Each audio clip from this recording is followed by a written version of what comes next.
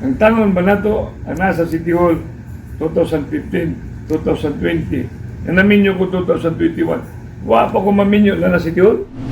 Guilty sa kasong nepotism o grave misconduct ang hukom sa Office of the Ombudsman kang preventively suspended Cebu City Mayor Micahel Rama.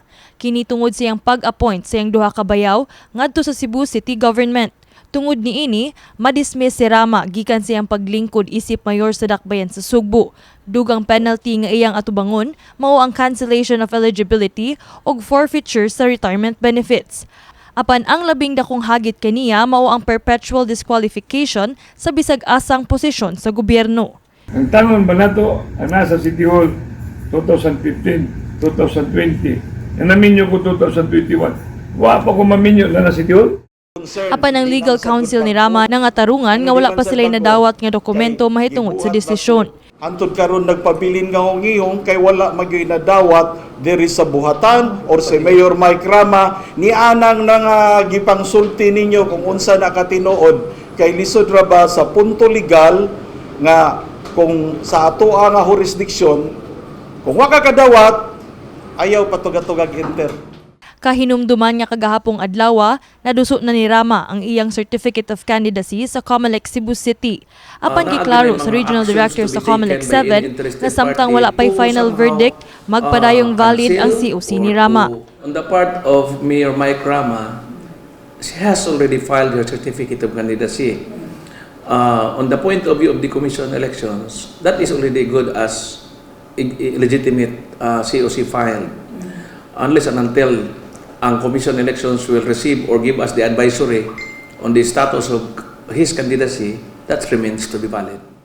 Ang iyang running mate nga si Dondon Hontiveros kinsa modagan isip Vice Mayor sa syudad, misaysay nga wala pa'y desisyon ang partido barug bag-ong Sugbo Team Rama kung doon na ba'y mupuli sa posisyon ni Rama.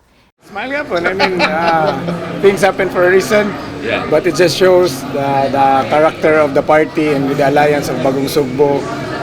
The more will be stronger with these challenges that we're facing. The more may maghugpong. That's right. Gani karong adlaw sab giduso ni ABC President Franklin Ong ang iyang COC aron magpapili isip congressman sa Cebu City North District. Apan bisan pa man sa pagtayog sa kampo ni Rama tungod sa maong issue, mipasalig si Ong nga nagpabiling ligon ang alliance sa duha ka partido.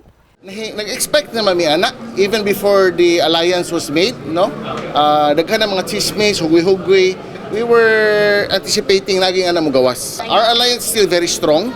That is why now na file ko sa akong certificate of candidacy for congressman, strong gyapon ang alliance.